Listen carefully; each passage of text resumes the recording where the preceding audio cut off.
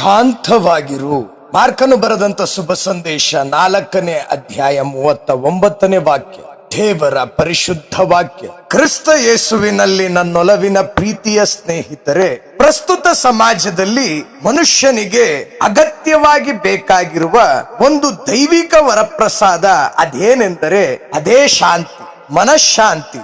ಈ ಲೋಕದಲ್ಲಿ ಮನುಷ್ಯ ಏನು ಬೇಕಾದರೂ ಪಡೆದುಕೊಳ್ಳಬಹುದು, ಆದರೆ ಪಡೆದುಕೊಳ್ಳಲಾಗದಂಥದ್ದು ಅದುವೇ ಶಾಂತಿ, ಮನಃಶಾಂತಿ. ಇತ್ತ ನಾನು, ನನ್ನದು, ನನ್ನಿಂದಲೇ ಎಂಬ ಅಹಂಕಾರ, ಪ್ರತಿಷ್ಠೆ, ಸೊಕ್ಕಿನ ಪ್ರವರ್ತನೆಯಿಂದ ಮನೆಯಲ್ಲೂ ಕುಟುಂಬಗಳಲ್ಲೂ ಶಾಂತಿಯೇ ಇಲ್ಲ.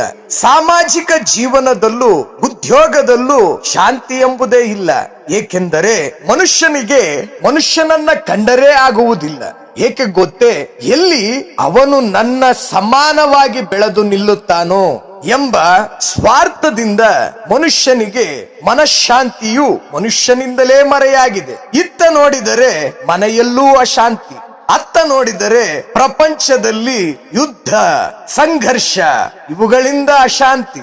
ಎತ್ತ ಶಾಂತಿಯ ಕಾಣಲಿನ ಅಶಾಂತಿಯ ಜಗದೊಳು ಕದಡಿದ ಮನದೊಳು ಎಲ್ಲಿ ಹುಡುಕಲಿ ಶಾಂತತೆಯ ಎಂಬ ಗೊಂದಲದ ಮನವೇ ಸ್ವಲ್ಪ ತಾಳು. ಓ ನನ್ನ ಮನವೇ, ನಿನ್ನ ಮನಸ್ಸಿನ ಬಾಗಿಲನ್ನ ತೆರೆ, ಬಂದು ನೆಲೆಸುವನು ಈ ಲೋಕದ ಶಾಂತಿಯ ರಕ್ಷಕನು. ತನ್ನನ್ನ ಕೇಳಿಕೊಳ್ಳುವವರಿಗೆ ಸದುತ್ತರವನ್ನ ನೀಡುವಂತ ದೇವಾದಿದೇವನು, ಅಂತ ಲೋಕೋದ್ಧಾರಕನಾದಂತ ದೇವನು ತನ್ನ ಮಕ್ಕಳಿಗೆ, ಆತನನ್ನ ಬೇಡಿಕೊಳ್ಳುವಂತವರಿಗೆ, ಆತನ ಸದ್ಭಕ್ತರಿಗೆ ಶಾಂತಿಯ ದಾರಿಯನ್ನ ತೋರಿಸದೇ ಇರುವನೇ.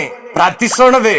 ಶಾಂತಿಯ ರಾಜಾದಿರಾಜನಾದಂತ ಯೇಸುವೆ, ವಿಶೇಷವಾಗಿ ನಮ್ಮ ಜಗತ್ತನ್ನು ಎಲ್ಲ ಸಂಘರ್ಷದಿಂದ, ಯುದ್ಧಗಳಿಂದ ಮುಕ್ತಗೊಳಿಸಿ ಶಾಂತಿಯನ್ನು, ಸಮಾಧಾನವನ್ನು ತಂದುಕೊಡಿ ಸ್ವಾಮಿ. ನಮ್ಮ ಈ ವಿಶ್ವದಲ್ಲೂ, ನಮ್ಮ ಈ ದೇಶದಲ್ಲೂ, ನಮ್ಮ ಕುಟುಂಬಗಳಲ್ಲೂ, ನಮ್ಮ ಮನೆಗಳಲ್ಲೂ, ನಮ್ಮ ಮನಗಳಲ್ಲೂ ನಿಮ್ಮ ಅದ್ಭುತ ಶಾಂತಿಯು ಪ್ರತಿ ಹೃದಯದಲ್ಲಿ ನೆಲೆಸುವಂತೆ ಮಾಡಿರಿ ಎಂದು ಶಾಂತ ಹೃದಯರು, ದೀನ ಹೃದಯರು ಆದಂತಹ ಕ್ರಿಸ್ತ ಯೇಸುವಿನ ಪರಿಶುದ್ಧ ಪರಿಶುದ್ಧ ಪರಿಶುದ್ಧ ನಾಮದಲ್ಲಿ ಪ್ರಾರ್ಥಿಸಿದ್ದೇವೆ.